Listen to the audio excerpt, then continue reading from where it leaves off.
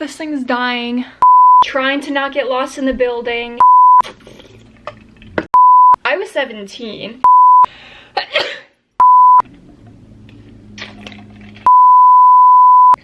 Hey guys, it's Christine. Welcome back to my channel. Today I wanted to do a different type of video that I honestly haven't really seen on YouTube, and it's something I wish I had when I graduated college and I was looking for my career, because I feel like a lot of stuff on YouTube is similar to Instagram, where it's kind of like a perfect life and people only share their highlights. The reality is there are so many people who do work for corporations or have to go into an office every day. So those people are waking up super early in the morning, coming home from a 12-hour day, and then trying to unwind for the night Monday through Friday, and then only have the weekends to be home. And honestly, sometimes when I watch those types of videos, I get a little down and sad, because I'm like, oh my god, their life looks so fun, I wish I had a life like that. And then I'm like, Christine, like, not everybody lives like that. People are only showing their highlights. Most people go into an office, and if they don't, that's totally fine. But these are for the people who are working for a corporation. They don't know what they're doing with their life.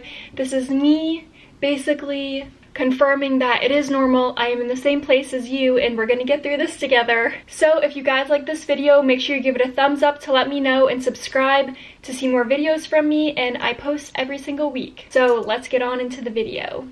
So I took some notes because I didn't want to forget any details, because honestly this video is so important to me. I truly wish I had something like this to look back on when I first started. And I guess I'll start by giving just like a little bit of a background of where I am and what I'm doing. So basically I graduated college about 3 years ago.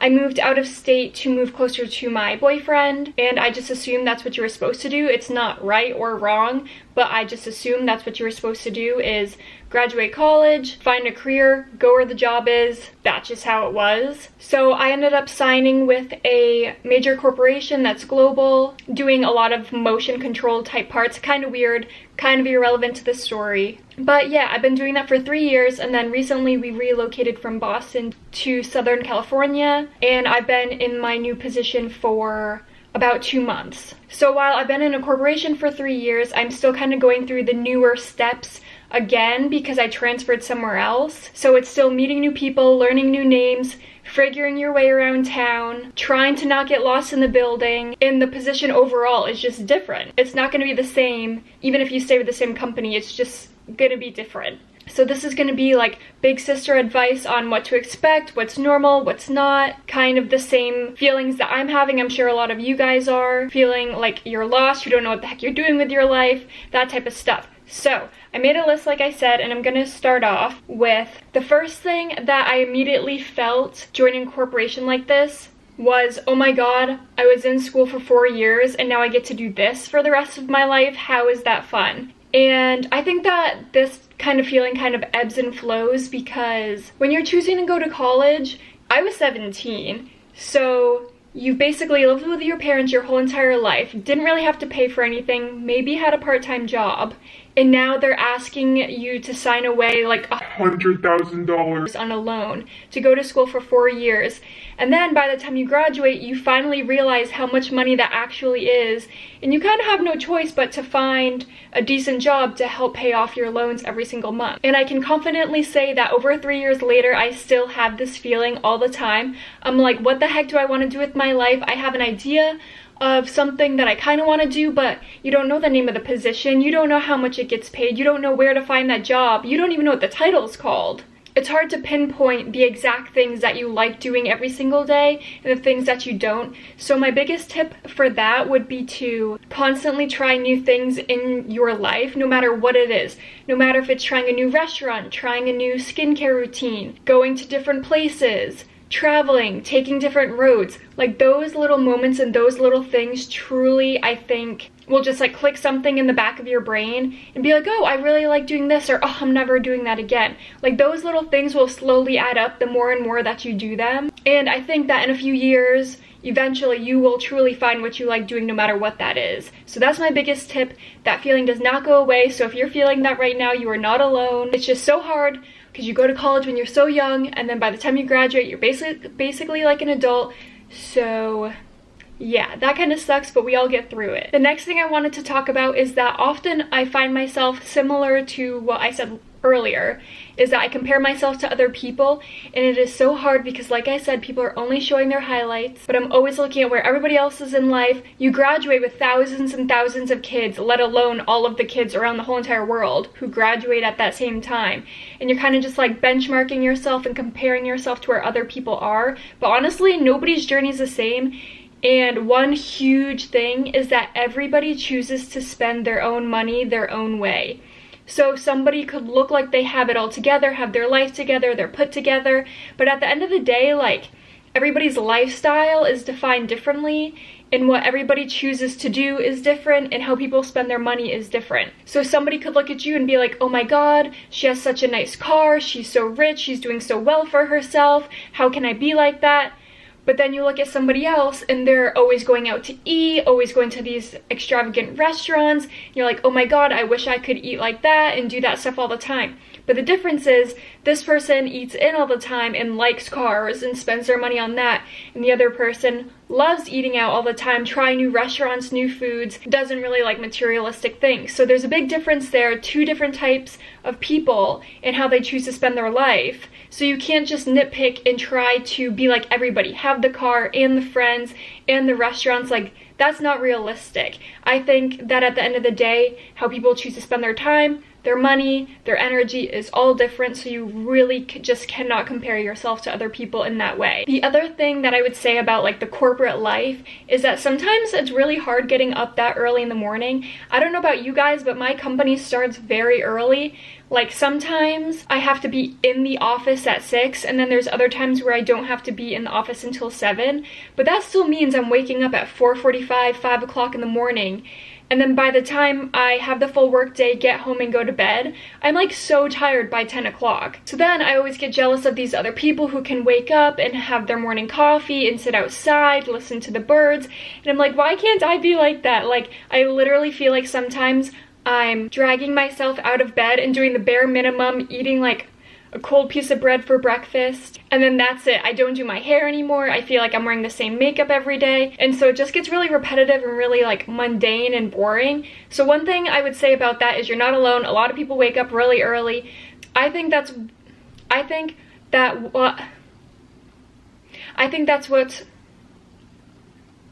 what's worked for me is just doing little things in the morning or preparing little things to help myself look forward towards it more. The biggest thing I would say is pick out your clothes the night before. That makes it 10 times easier. There's nothing worse than standing in your closet in the morning at 5 a.m. and trying to find something to wear to work when you can just do that the night before.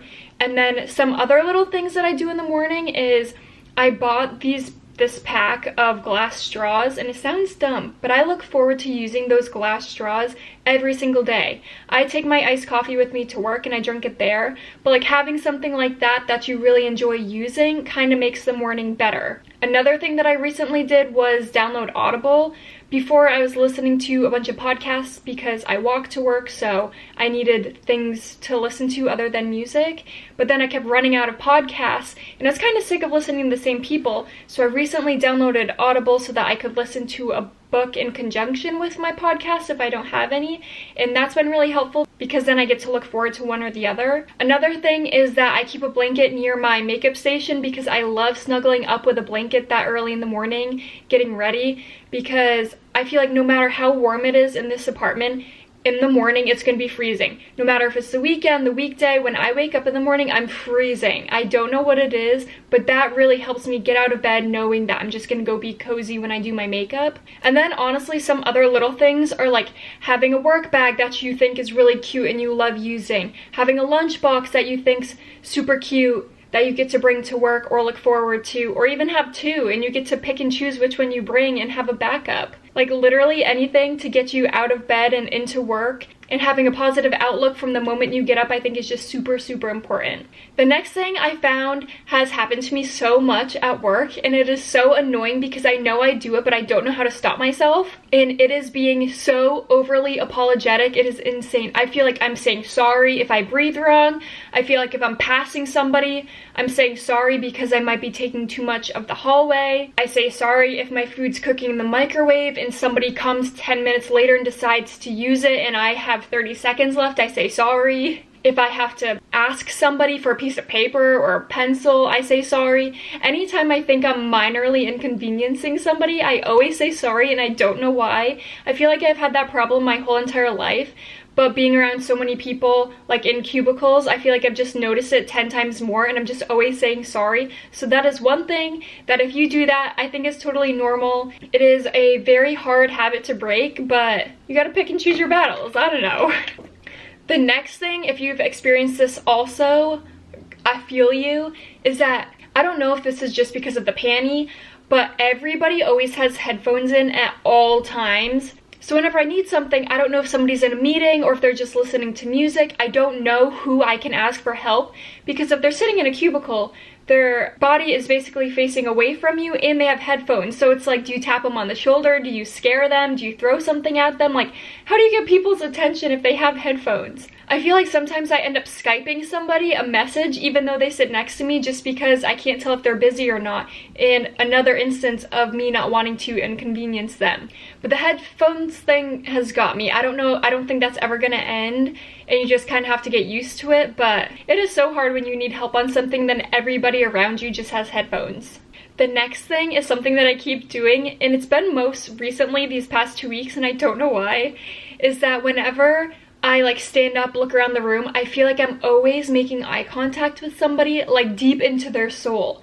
Like I could be glancing quickly and not just like staring at somebody, just a glance, and we always come and meet, our eyes meet together. It is the weirdest thing, but happens to me way too much. And it's more awkward when it continuously happens to the same people, because then it looks like you're just always staring at that person. But again, that just goes along with, usually in a corporation, there's a ton of people. So you're always gonna be surrounded by people. You're probably always gonna make eye contact with people, and it's nothing to worry about. Honestly, what the heck are you gonna do? My new favorite thing to go along with that is when you're walking by somebody, you don't know if you're gonna say hi or not, and then you're walking down this long hallway, so you pass like 6 people. So do you say hi 6 times? I've caught myself so many times walking by somebody with my mouth open, nothing comes out. Me just walking with my mouth open, like, it is so weird. And I don't know why I keep doing that. I can't tell if people are walking by with their head down because they're in the same boat as me and they're just sick of saying hi to people, or if they're just in the zone, not even paying attention that there's people around them and they're just trying to get from point A to point B. But I just continuously walk around with my mouth open because I can't decide if I'm gonna say hi.